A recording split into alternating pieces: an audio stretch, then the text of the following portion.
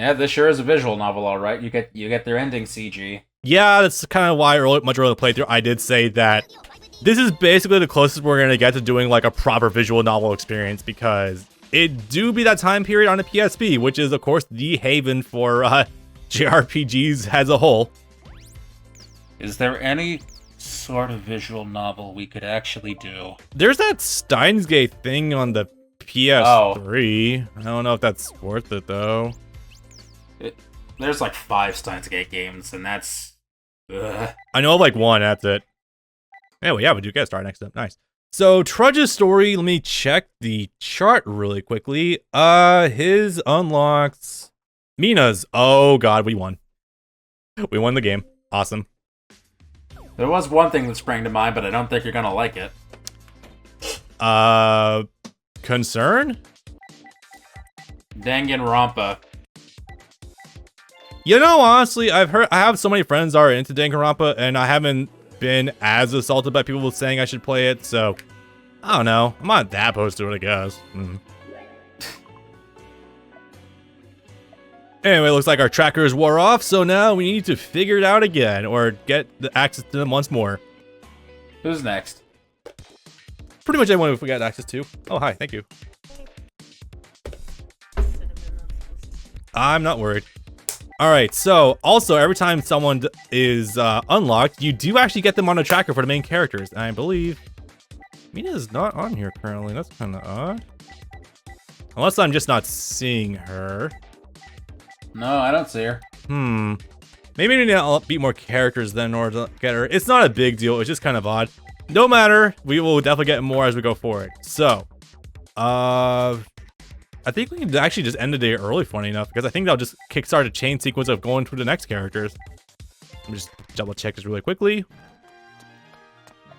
Oh, yeah, also, if you complete someone's story and then you go to an area where they're at, they will actually offer to be straight up partner with you immediately, so kind of cool. That's convenient. Yeah, I'm just gonna end the day already, because even for the record, also, yes, I don't believe days really matter in this game. Like, there's like a time limit before the Grand Prix starts or anything. This is a Lester story? No, this is Carly's. Then what was that about the prince being a child? Oh, I think that's just Carly's story in general. That guy called Lester had the voice of a kid. He might be like, what? Oh, there we go. Yeah, it is Lester. Oh, yeah. Holy shit. Okay, cool. Well, He's doing some You know how this... Carly, you know how this goes already. You try to do some real investigative journalism, and you're gonna get thrown out of a building. You're gonna get mysteriously disappeared by the Russian government. No big deal. I was about to say that, yeah. I'm glad you did first. Well, I was that anyway. Come on, please look. Oh no, I'm sorry. You get added to the Clinton body count. I'm sure that's more appealing to some people. Sure. Alright, well, if this is in fact Lester, then we are definitely going to be running the fun Monster Mash deck, which, if you don't know exactly what it is, I was messing with it, and I didn't expect much from it at first, but seeing Simo run it, I'm like, okay, we can play with this. We can also make some adjustments to make this immediate fuck Mech Lords deck. So I'm very much looking forward to this right now. Assuming... maybe? There's Jack.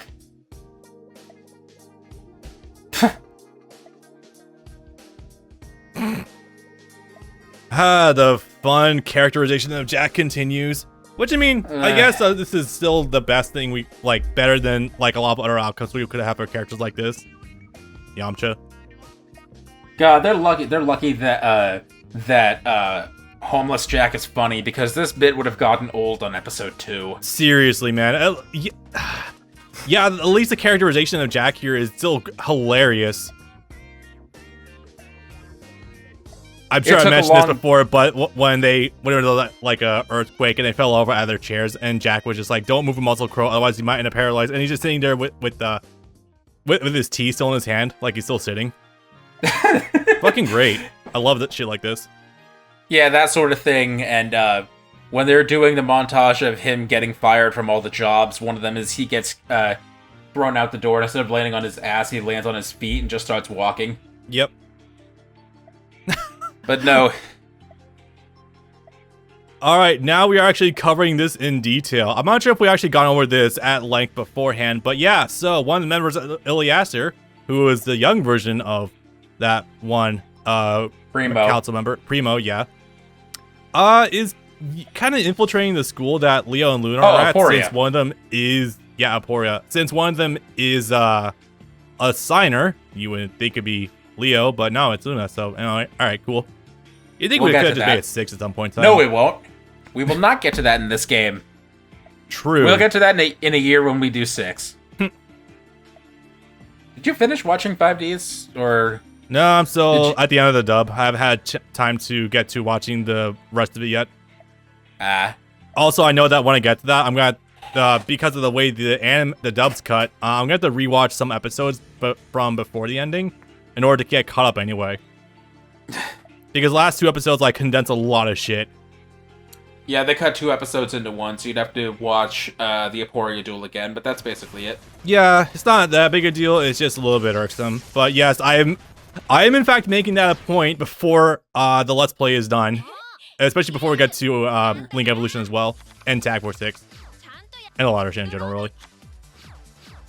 Have we met Lester in the game yet? I don't remember. I feel like we have dueled him once or twice. I know we at least fought Jacob in the other one. Primo. Yeah.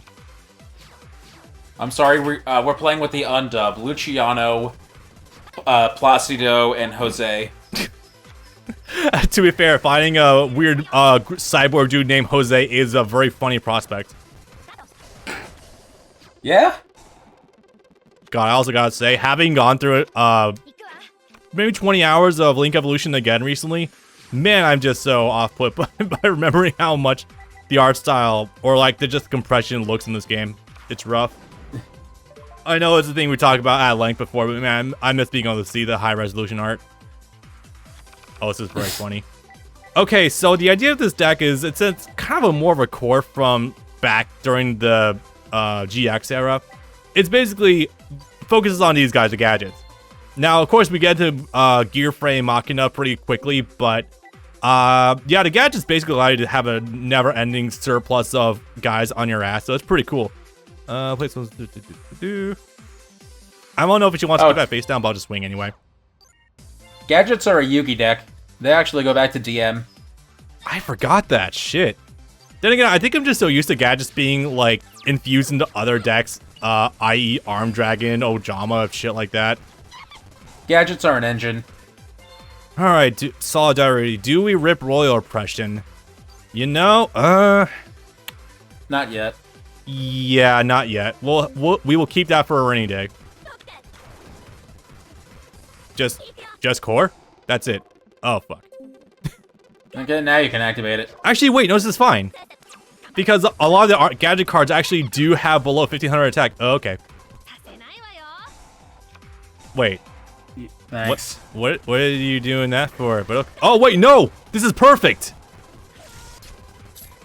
Because Royal Oppression is going to cancel the activation of Sky Core! Oh, that's brilliant. I didn't think about that.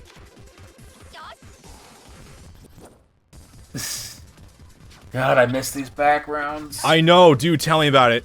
It's a shame that most field spells back in the day were basically just like your attribute monster gains 500 attack and loses 400 defense or some shit. Like, at some point in time in Yu-Gi-Oh's history, it did get to a point They were where, trying to make lands. yeah, kinda. Anyway, do I want... add one... Will you negate this? Let's find out. No, they were being very deliberate in them being lands, because in the first duel that actually uses a field spell, Yugi activates the card Burning Land. Oh, yeah, right. Yeah, back in the day when Yu-Gi-Oh was still basically a glorified version of Magic the Gathering, which, again, nothing wrong with that whatsoever, considering what Magic did for games in general, but yeah. Did I do this? Yeah, hell with it. I have no fear, rip it. Take the 800. We can get him back. Oh yeah, no, this deck has no shortage of resource issues at all. Wait. No shortage of resources. No shortage of resource issues would be a different matter. Oh, wait a minute, though. Luna's life point gain combined with the lockdown messenger piece might actually be a small issue. They got rid of messenger piece.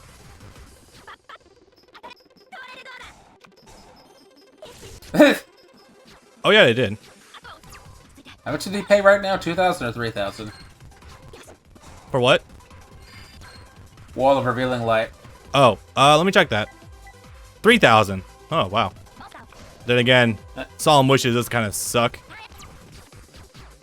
Well, that's cool. I thought you said you had a tactic for stalls. Yeah, I'm thinking about going to it. Let's see. What's my most recent save state? Not recent, I can tell you that much. Yeah, I know we saved like right before this, though.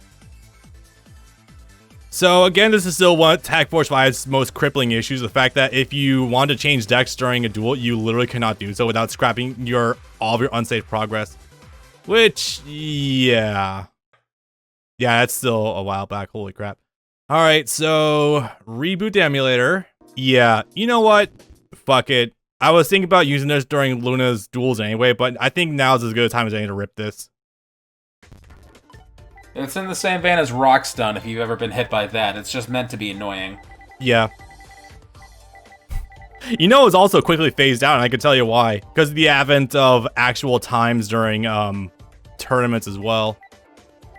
Oh no, time has always been a rule. I don't think it was actually really heavily enforced until rituals actually finally started gaining prominence. Do you know about the Gishki FTK? Yes. Yeah, cursed. For anyone who doesn't know, Gishki FTK is basically this old strategy utilizing it utilizes a couple of Gishki ritual monsters. By the way, funny thing, Gishkis are in this game. Not a lot of them, but they do have a little bit of a presence. I'm just like, getting cold feelings from that thought. Yeah, it's because they're one of the early dual terminal archetypes. So you're gonna see a handful of up to like Hidden Arsenal 2 or 3 in here. Yeah. You might Luckily, be able the to hand find ripping isn't in here. You might be able to find the early Vylons. Yeah, the early Vylons are in here, but literally nothing is cohesive back then, so most things are still unusable, so it's not a big... Like, you're not really going to see them until, like, Zexal era at least. I think they become playable by the next game, because I know they have a full core by late 2011. Maybe. Oh god, I was going to talk about that, actually. Can I just say, also, I'm really looking forward to getting to Tag Force 6 as well, because Tag Force 6 has so much wacky bullshit. I can't wait to play out full power X Saber. Yeah. Alright, so... For anyone who wasn't paying attention, or if I just cut back here early, I can't really tell at this point in time. So I made an Exodia deck, and things are about to get very fun very fucking quickly. Oh my god, I already have access to Broken Bamboo Sword. Awesome. Sure, I'll hit that, why not? Right, so unfortunately, I was talking to Brian about this off screen, but basically, since a lot of the cards for Exodia, as in like all the main pieces actually, since all of them are at 1, the idea of Exodia FTK decks is actually more so to search out the entire deck in order to thin out for drawing the parts themselves, rather than immediately just like drawing duplicates hoping that you can hit some. No, the idea more so is you want to be able to just fish out everything from your deck as soon as possible and then go for it. So basically what that means is I'm going to be searching out every card on my deck. And this deck I have stolen from YouTube, it's pretty consistent. I managed to get it down pretty consistently. Let's see, table of contents. Where's there no early goings of this combo, so don't worry too much. By the way, I'd like to also say, decks like this are exactly like why Ash Blossom were so expensive. I would just like to say that now. Just hell on to that, doesn't matter. Right, we're also trying to do right now is we're trying to search for Royal Magical Library, which is a hilariously broken card, by the way. Cup of Ace. Yeah, it is in this deck. Because you know what? Honestly, Cup of Ace is a win-win for you. I will elaborate in a minute. Search the other Thunder Dragon, my urge to trigger Thunder Dragon Titan is very strong right now, but that will not be happening. So Cup of Eight, this is a actually fairly good card in this deck because if you land it, you draw 2 cards, and if you whiff, you still get spell counters. Spell counters are not important just yet. We will get to that in a good minute. Hopefully, if we draw a Magical Library, that is the intention. Drop both of the Thunder Dragons. Yep. There it is. Okay, we got this. So Royal Magical Library. No way. Well, that's unfortunate, but hey, we're not out of the woods yet. All right, so if we can hit with Cup of Ace, we continue the combo. If not, well, c'est la vie. We got it. Okay. Oh, cool. We're actually extending further also. Golden Bamboo Sword, +2. Well, really +1, but you know what I mean. All right. From here, we got a couple options. I'm going to go Magical Mallet. Send back... Honestly, it's tempting to... Yeah, you know what? Fuck. We're sending back the entire hand. But Bob, you already have 3 of the Exodia pieces in your hand. Well, I'm more so looking for just the straight up raw drawing power right now, more so than the actual cards themselves. And frankly, this is already a pretty good start. Did it work? Hand Destruction. We're going to drop you, and we're going to drop the other Magical Citadel. Let's see. Magical Stone Activation is okay, but... Actually, you know what? Nah, fuck it. We're going hard. That will also allow us to get another Golden Bamboo Sword. Dropping you, and we're dropping Hand Destruction. Sorry, what's up, man? Yeah, I was gonna say basically that. Yeah, you use stone to get bamboo to get another draw 2. Yep. This is a little bit of a brick wall, though. So unfortunately, no, I cannot discard the Exotic pieces. Who would have thunk? Yep. What does Citadel do for you? So basically, Magical Citadel is more so just another rip of Royal Magical Library in case I hit a brick wall. So what it basically does is it allows you to place an infinite amount of spell counters on it. And if a card would need to use spell counters to activate, you can use this once per turn in order to just do the effect for it. This is meant to kind of sub for Royal Magical Library if it doesn't have enough spell counters, but unfortunately, Miss Luna here decided to rip fucking Solemn Warning, so almost, but not quite. It's just a repository then. Basically. You know what? Fuck it. Swing for 18. Why not? Nothing to lose. Yeah, right. And even then, honestly, I'm down to 16 cards. If I top deck Golden Bamboo Sword or Upstart, we're fine. That sucks. What is it? What is this gonna do? It lets you prevent destruction. Oh, cool. Go fuck yourself, Card Trooper. God, I would kill for that. Alright, well this kind of sucks, but I still got more Bamboo Swords, so it's not a big deal.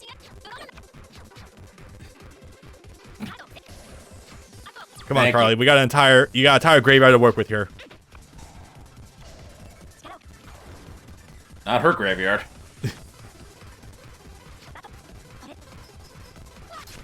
19, 15. All right, come on. Well, I cannot stress enough how much that Solemn Warning did kind of suck. Oh, awesome. Well, I can still rip this. This is not a big deal. I know I keep saying that, and it sounds like I'm trying to kind of downplay how bad of a situation we're in right now. No, genuinely, this is not that bad. So we're going to go grab, I think, just an Upstart. We used an Upstart, yeah? Yes, we did use an Upstart.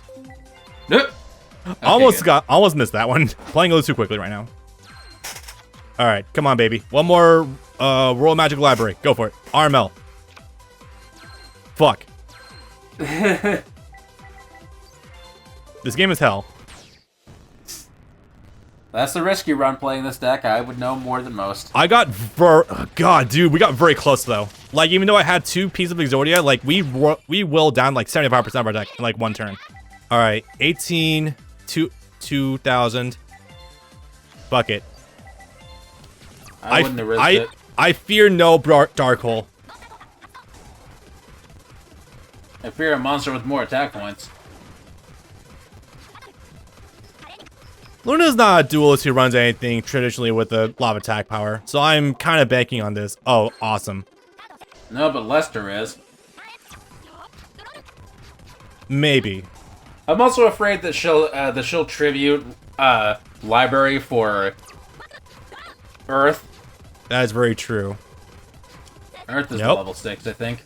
I got so fucking lucky with that. Okay. All right. So what's max for this one? 4? Max 3. Okay. Well. No, this is perfect, actually. Hand destruction. Time to go to town. If it's gonna ask me to hit search that every time, I'm gonna be a little upset. All right, there we go. Of course I got you. Oh, that's... Holy fucking shit. Okay, well... Not gonna jinx it, but... I'm liking these odds. I'm really liking these odds right now. So now, well, you're basically cycling multiple of these per turn. So, can't ask for much better than that, honestly. Spell Power Grass, go ahead and hit one of these. Doesn't really matter which one. Alright. You're going to be at +3. Deck to your hand. Yep. Also for a discard fodder when we need it. Okay. Search of a lifetime, baby. What we got?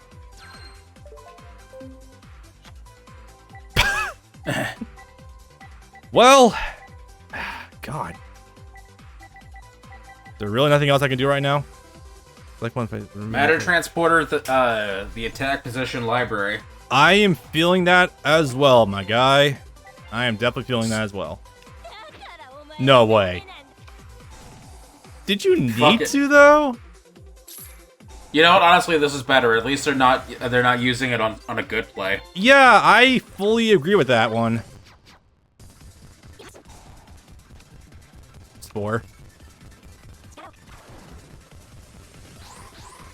That's unfortunate. Ancient Fairy Dragon also. I still can't believe this card was actually printed. Holy shit. The only field spell in 2009 that did anything was Ancient City Rainbow Ruins, and that was a contingency card. Oh, perfect. You targeted the wrong card. Can you do anything? Holy shit. That... Well, it did synergize a little bit, I guess. Hopefully, stop Ancient Fairy Dragon attacks the attack position one. Fucking moron. No way. So what does that do? It means it gets revived next turn. Hopefully during the start of my next turn. That'd be nice. Well...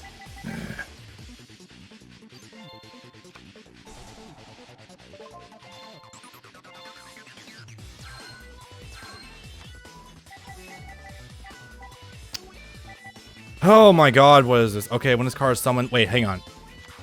Is this gonna... Does resolve on flip? It does. That was convenient. Yeah, no kidding. Alright. That is do or die. It is literally do or die right now. Okay. Rip. Oh my god. Awesome. Oh my god. Okay. The train is rolling. +2. Keep going. Oh, we're going. We're going for it. We're going all in. Oh shit, I should have ripped it. Doesn't matter. It's cool.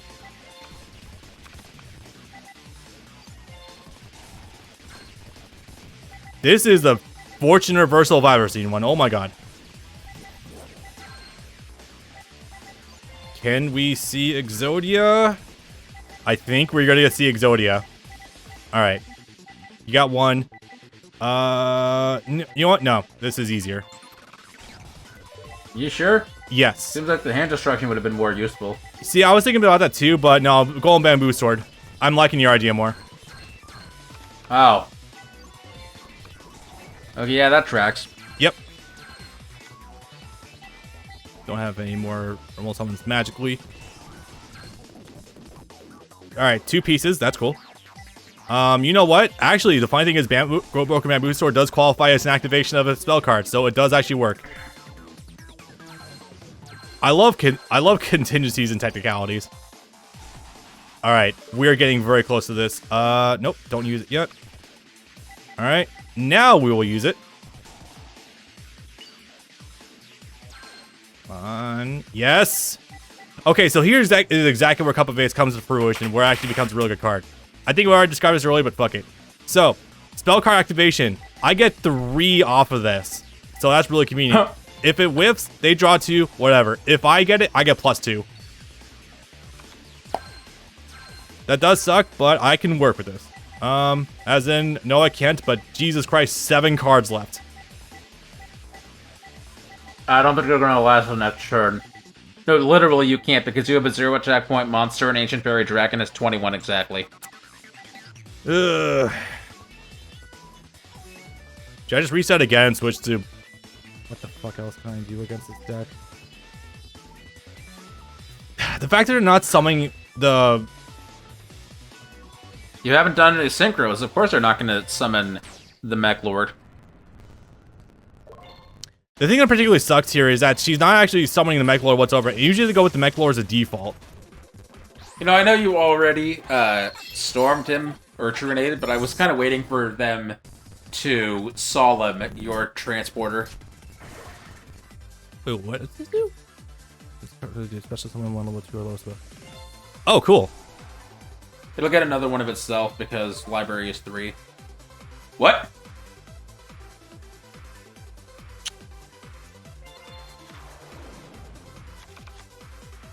Well, that was a mistake. Yeah, okay. Okay. Well, yeah, we'll just do it. This is a very funny Chico, by the way. Yes, I know my mouse is still on screen. It's gone now. Yep. Don't worry, we just drew Exodia. Nothing to see here, boys. We totally did not just win by using a Chico to make the opponent deck out, because trying to fight Lester and Luna at the exact same time is the most cancerous thing I've ever seen in my entire fucking life. Nope, nothing to see here. Yes, that cheat code is indeed how I grind. You just activated the rare thing known as the ZTK. Do you know what a ZTK is? 0 turn kill? Precisely. It is actually doable. Yes, it's when you and your opponent sit down and begin to duel, and you draw 5 cards, and then you shoot the other person. There's you go to that. jail, but hey, you do win. You can do it with Exodia, you can do it with Jackpot 7, you can do it with Gores. Arcana Force the World. Yes, wait, how do you do it with Gores? Using the last effect of Gores or the first effect of Firecracker in a very specific situation. Thank you. Thank you, Wiki. Huh. Wait, did you actually look it up on the wiki just now? No, I knew it was a thing. I just wanted to see if they would have... You're so strong and kind, Jericho. I think my heart is starting to sway. No, not me. Jack. Focus on Jack. Well, I have Jack, my man. That's exactly. Gores the Emissary of Darkness ZTK. You must have Gores in your hand during your opponent's first turn. Your opponent must play a card that causes their life points to be lower than yours, such as a hero lives. Next, they must activate an effect that inflicts damage equal to or greater than their life points, but lower than yours. Using the above a hero lives as an example. They must activate an effect that inflicts at least 4,000 damage, but less than 8,000 damage. Pause for a second. I'm being chased by being covered in bright red flames. He's having nightmares about bright red flame chasing him. We're getting to it. Red Nova. Yep, Red Nova, baby. Fuck yeah. Anyway, sorry, continue. A hero lives as an example. They must activate an effect that inflicts at least 4,000 damage, but less than 8,000 damage. For example, the effective Dice Jar. Note that for the ZTK to work, this effect damage must be done as part of a single effect, not multiple consecutive effects, akin to a burn deck. At this point, you can activate the last effect of Gores in your hand to special summon it and inflict the same amount of damage to your opponent, thus winning. Your opponent has to do something akin to Wall of Revealing Light themselves for at least 4,000 damage, and then Gores' burn effect will do the rest of the damage for you. Huh. Which is to say something that literally will never happen. So I never even knew that Gores had another effect besides, just the token summoning ability. Truly, learn something new every day. Anyway. Who are we going for now? Oh, Jack. Yep, Jack's last story is upon us, finally, and also one of the most unique bits of filler that the story has. Honestly, this is probably the most interesting thing that happened in the filler period. And if you guys don't know why, it's because we fight basically literal Satan. Like, I'm not even kidding about that. Oh, you mean the actual Red Nova? Yeah. We are basically covering it.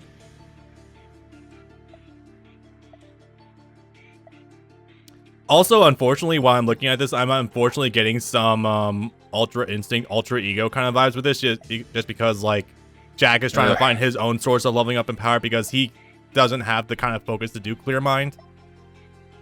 Which, yeah, I think it does work better with him, honestly. I hate that you're right. Right? We should have done this game a year ago. Yeah, before the whole Ultra Ego thing kicked in. That would have shut you up. Stop making salient points. Bob, how dare you have good talking points on your Let's Plays? God fucking damn it. Anyway, so luckily this duel is actually kind of fun. It's just us against Visor, which, by the way, TGs are kind of fucking tier 1 in Tag Force 6 and in 2011 as well. Luckily, they don't have a... I do not believe they have like a fraction of their full power right now, but they do have some staying power. They absolutely do. They don't have Halberd Cannon yet. No, Halberd Cannon. Oh god, half the other things that makes them. I'll be honest, I don't actually know much about TG Hyper, the archetype itself, but they definitely don't have a lot of things to make them like actually substantive in mid-2010, luckily. No, you were right the first time. TG Hyper Librarian. Hyper Librarian is not out of in this game. No, you said they don't have that. You started by saying Librarian before you corrected, and the answer is yes. Librarian was a chase card forever. It was one of those cards that immediately was worth hundreds because it was a Synchro Extender and a draw card. And it was a tuner, I think. Right, yeah. Come on, you said. Wait, he really just ditched Valor in order to get Quick Draw on the field? That is not a good move. Oh, no! Wait, I thought that has to activate if it's going to destroy more than 2. Oh. Wait a minute. I thought it was 3 cards. 2. 2? Because it would have... It's always been 2. I thought it was 3. 2. Holy shit, 2. Okay. Huh. You're thinking of Delta Pro. I didn't think I was. That's... Sorry, I'm really taken aback by that. I thought for sure that Starlight Road only kicked into effect when 3 cards would be destroyed by an effect. I suppose not. Okay. That's why Starlight Road's been a tech card for 12 years. Because the entry fee is so low.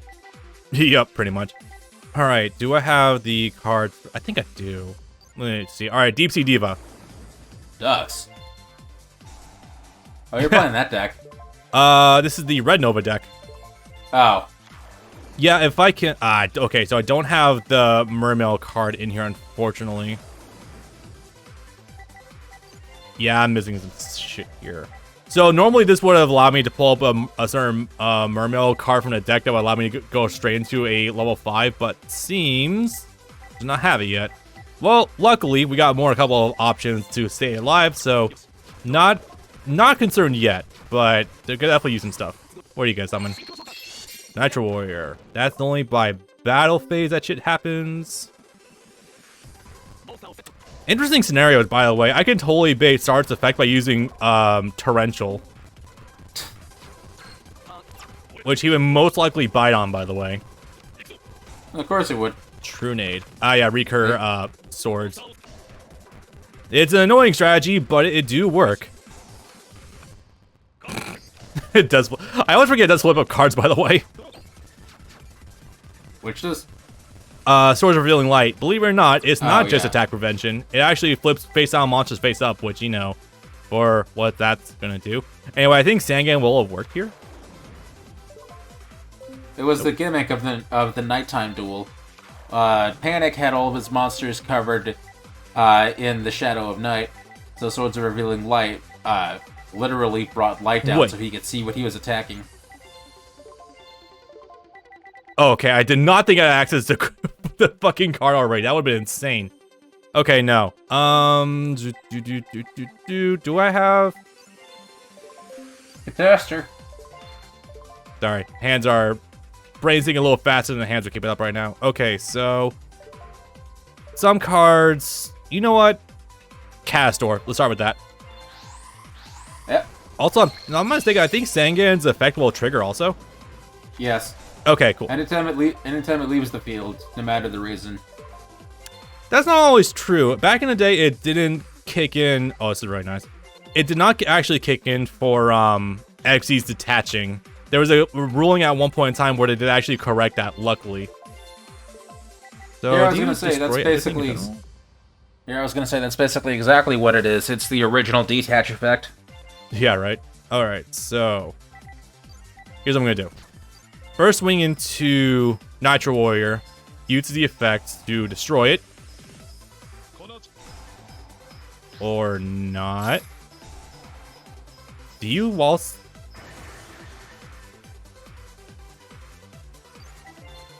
I feel like a fucking idiot. What just happened? Stardust Dragon negated Castor's destruction ability by battle. Yeah, I guess that works. Yeah. Okay. But I thought it was like removed from the field or something. Shit. So my idea was to take out. Still counts as baiting out Stardust because he can't get that Stardust back anymore. Oh right, because Starlight Road. Yep. Apparently my brain's just not keeping up right now. Holy fuck. Cool. Glad I said that. This is a little awkward, but you still basically come out ahead on that exchange. Yeah, apparently. Alright, as much as I don't want to really do it, I think I gotta summon ducks. Yeah, because I think... Oh, come on. Oh, thank you! Jesus, you had me worried for a second there. Do I go for my own stars, or do I go for RDA? I think RDA just for the attack power. You go for Red Dragon in order to overpower... Or no, you go for Brio just to get the fucking Nitro out of there. Oh, it can also put Phalanx to the graveyard too. Yeah, there you go. Well, shit, cool.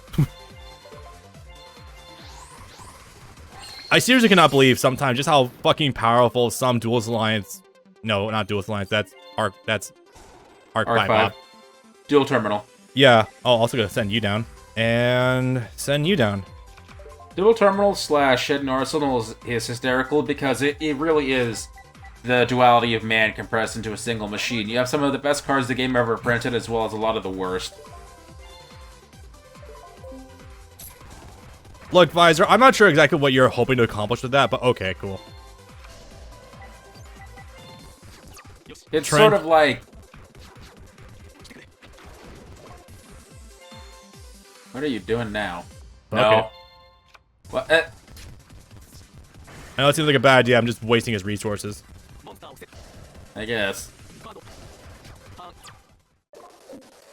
Alright, Jack, I believe in you, go for it. Please do a thing. Normal summon Battle Fader? You better have a good fucking... Oh, wait a minute.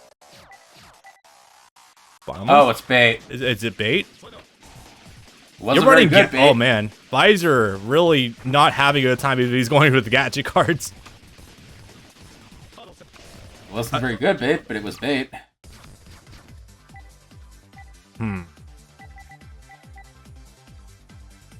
Deep Sea Diva beatdown. No, it's not even close to worth the pop. Oh, wait a minute. Wish I dumped the malicious. How is dueling so hard sometimes? God. I just want to tap into Aleximo energy, who will just top deck like the most random bullshit. I'll give you the benefit of the doubt in that these are the end of character stories, so they're going to be at their best. That actually is kind of true, yeah. Anyway, fuck your archer. Because honestly, in previous games, you've been able to finish duels without me ever once paying attention or looking at the screen. They went by that fast. Yeah. And to be fair, the power level 4 cards in this game are much more... The monsters are unfortunately much more in line with how strong back row is, so yeah.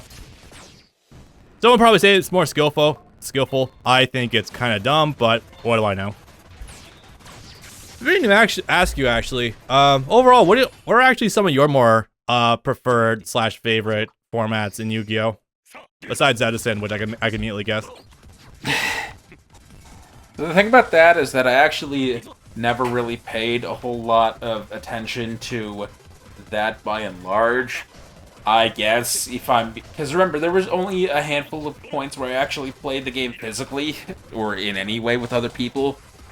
So my first answer is going to be the late 2009, early 2010 format, which is to say, of course, when Black Wings were king. Yeah. And even I, who at the age of 15, with a relatively limited buy-in, could actually perform well enough at tournaments, could get joy out of it. There's, yeah, I would say even though it was the start of a cursed era, the Phantom Darkness / Light of Destruction formats, which brought in Dad, brought in Yubel, brought in both. No, Glads came in right beforehand. Brought in Lightsworn, of course. Huh.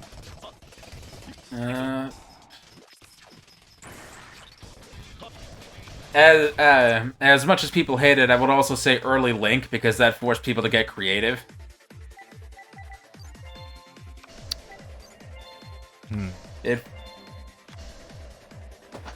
Because here's something that not a lot of people will tell you.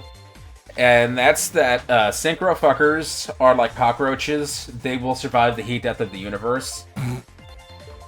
Which means they'll find a way to make themselves thrive in any format, even when every possible card in the deck is stacked against them.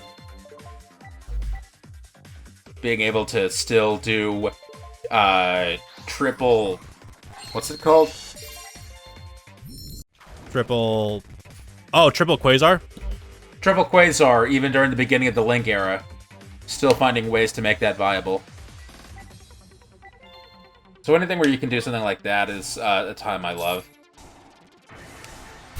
If you want to get into formats that I fucking hate, late 2011, early 2012, when Konami was trying to wipe Synchro off the face of the planet, and their way of doing that was, instead of making good Xyz cards, they just got rid of it. They just banned all the synchros. Yeah.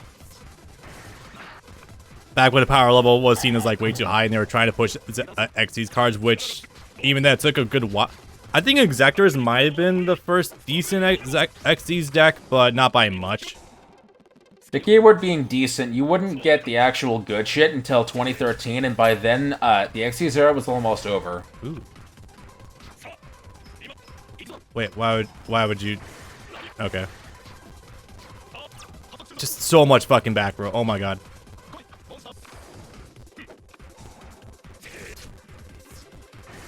I guess I'm glad I drew 2 Solemn Warnings at the start of the duel. That's cool. Alright.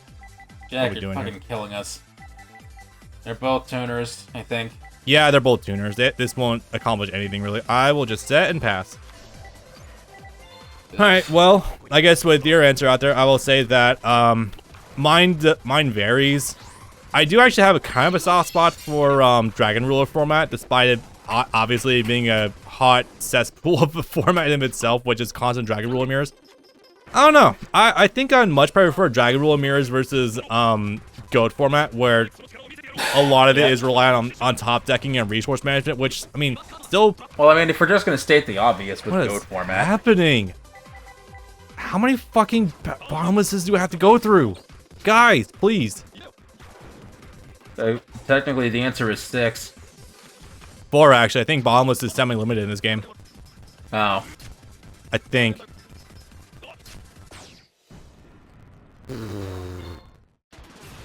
Okay, am I just not allowed to have fun in this game? God damn it. Anyway, so like I was saying earlier, I don't actually mind Dragon Ruler mirrors. The only thing that sucks is that there's not a lot of like really good rank 7 synchros at that point in time, so it's basically either Mecha Phantom Beast or Draco Sack, Big Eye, or maybe Gaia Knight if you're feeling saucy that deck. I still think Dragon Rule mirrors are still pretty neat though, for how obscenely powerful they absolutely are. So that's where I'm going to actually do the hard disagree again, and it's for a different reason. Before Dragon Rulers, the typical buy-in for any max rarity meta relevant deck would have been anywhere from $200 to $400, and I know that still sounds astronomical for literal paper. When Dragon Rulers hit, and these cards were rares, by the way, they were only rares. They weren't ultra, they weren't super, they were just rares.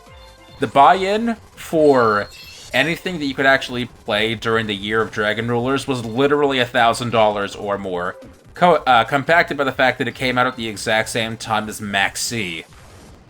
True. So if you wanted to play anything that actually had a chance of not getting your ass blown out in the first 15 seconds, you had to put a down payment for a car to have a playable deck. Oh yeah, no, I'm not disagreeing with that in the slightest. I think when money is in the equation is easily one of the worst formats in the entire game. When money is an issue and you're able to just play simulators, I think it is one of the more interesting kinds of games you're able to actually experience during this time period. What are you doing? This car computer. No, but see, that's just the problem, though, is that you have to look at it in its historical context. This was the era where Yu-Gi-Oh! Players were flooding away in droves. This was the era that put Vanguard on the map because it existed for 2 years prior and it wasn't doing anything by itself. People leaving Yu-Gi-Oh! To play Vanguard, and I think I may have told you this already, but one of my friends leaving Yu-Gi-Oh! To play the Naruto card game. Oh yeah, right. Is the worst thing that could possibly happen, and you can't forget something like that context so long as this game lives. So it wasn't actually Dragon Ruler format that was driving people away. It certainly didn't help what matters, but I don't think it was that exactly. I want to say it was actually it was the wind-up Zen mains format that kind of fucked up the game and nearly killed everything outright. Right, but both of those happened within the same year. Oh yeah, was it the same? No, I think wind-up Zen mains happened 2012, and I think Dragon Ruler happened 2013. I could be wrong about that though. But them having back-to-back definitely hurt. The same span of 12 months. Yeah. If not lining up January to January, it was still the same span of 12 months. The game really didn't come back into its own, and I know people might shoot you for saying this, but the game really didn't come back into its own until the Pendulum era. Oh no, definitely. 100%. I'm going to say Necros format. Necros format still had a lot of its own issues. Do not get me wrong at all, but I think around that time period, with the arrival of Duelist Alliance, I think that really did help solidify a lot of the game back into its own spotlight. Yeah, it's all. Oh god, the introduction of so many actually fun archetypes, Shadows. I'll say like even Cleaforts were pretty cool. Yep. Personally speaking, Cleaforts. A lot of other things I'm not even thinking about off the top of my head right now. Those two Sailor Knights got introduced. Burning Abyss is a fan favorite, obviously. Yep. Yeah, I would say definitely in 2014, 2015 definitely helped bring back Yu-Gi-Oh! In a big way because legitimately people don't understand. I don't think people really understand just how close Yu-Gi-Oh! Actually was to being fucked. So, not complaining about that whatsoever. All right, let's see here. I now have 2 Stardust. If I still lose, I'm going to shoot myself. The people that talk about how links were going to kill the game really have no idea what the hell they're talking about. I think Links I think had a different issue unto itself in that it did kind of seem like it was trying to nerf the existence of the extra deck pretty hard, which I can take or leave. Like, it's not a huge deal, but off the backs of Pepe, Full Power Zodiac, and the proliferation of the Zark Turbo deck, I kind of get it. But conversely, like, this is the direction the series has been veering in for the better part of a decade, since this time period, actually. Like, combo-centric, back and forth gameplay. They were trying to make set rotation a mechanic instead of just a rule. Yeah. By basically phasing out everything before links. And it didn't work because A, they didn't commit, and B, the fans would actually have rioted if their individual pieces of paper that were worth $400 were suddenly worthless. Yep, so babies. Here's the thing, Magic the Gathering has always had set rotation where basically during certain periods of time, Pokemon too, where basically during certain set periods of time, the modern format would actually be the most recent cards released. That way, you don't have to worry about prior cards and interactions being stupid. Oh, you gotta be shitting me, dude, really? I got mild protections against that one. Actually, that would have helped me considering shield wing, but no, I guess not. Alright, here's my thought process. So he's down to 2 cards, 2 monsters on the field. If I go into RDA right now and neither of those back rows are battle effect cards, I think they're called actually battle tricks or something. The types of cards are actually like a trigger during the battle phase. I think we win. You should. Yeah. That's a risk you got to be willing to take, but you've got another Stardust there. I do have a Solemn in the back row. And another Stardust waiting to come back next turn. Yeah, so here's the thing. Shield Wing protects itself from battle, not from card effect. And RDA's destruction effect is card effect. There you go. It really can't be overstated just how much legalese you need to be familiar with in order to play Yu-Gi-Oh! Efficiently sometimes. Alright, Call of the Haunted. That's the first one. I believe we have... Yes, we do have Solemn. As long as the other one is not... Bow Trick. Should be good. Bow Step. He had his own. Oh my god. Okay, do we have an out for this? No, we don't. That just has a ride. But we can still... Wait. Do we still win? Bow damage? Damage step? Yay, cool. Alright, whatever. I hate back row so much. But at least we got 2 character stories completed. So the way this verbiage is, it's almost sounding like they're dual running, they're using their dual runners and trying to like face this like plane coming out of the ground. Oh yeah, the way they're trying to draw this up also. It was a... Excuse me? Yeah, I think the wording was like it was a secret Earthbound Immortal that was the strongest one. I remember this actually being wording in the anime also. Of course, Red Nova has literally nothing to do with Earthbound Immortals, but hey, okay. Yeah, sure, go ahead and make Jack's cards even weaker. Give them seriously. A field spell requirement. Yeah, a field spell that can't actually search half its archetype because of fucked up wording on the card. You remember that, yeah? Mount of the Bound Creator? No, well, that's a better card used for them, honestly. No, it's the fucking recent support they gave to Earthbound Immortal where basically you can only search, in parentheses, Earthbound Immortal cards. And unfortunately, there's an amount of Earthbound cards that would require, that don't have that wording. Like so the good cards. I don't think they ever got printed, but there's a character in... What is his name? In Yu-Gi-Oh! Arc 5, actually, in the Friendship Cup, which is their version of the Fortune Cup, which uses Earthbound Servants, a sub-archetype of Earthbound Immortals, and he's able to perform both a fusion and a synchro simultaneously with materials from the Earthbound Servant deck. Synchro and fusion? Holy shit. Yes. Wait, I think I know what archetype you're talking about. Isn't that one that's like a sub-archetype meant to bolster Earthbound Immortals? Hold on. I think you're right. Anyway, so this is pretty cool because Jack is real... Sergei. His name was Sergei. Geo Grasha, Geo Gremlin, Geo Gremlina, Geo Griffin, and Geo Kraken. That's interesting. Anyway, so Jack's power came from protecting our self-insert character, and thus he got Red Nova Dragon, which... Yeah, that actually does reflect how things kind of go in the regular show. As well as Vegeta's arc. Why is Jack Atlas the better Vegeta in this situation? Please stop.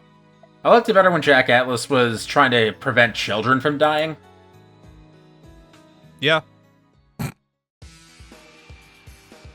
Anyway, so at least he's got a new cool card to use for the tournament, which we will not be getting to in this game, unfortunately. Well, even though it's weird that Trudge with the first story mode we completed, at least the second one was the boy, so can't complain about that too much. I don't think I've ever asked you this question. Speaking of rival characters, what's your opinion on Chaz in GX anyway? Chaz is my son. Okay.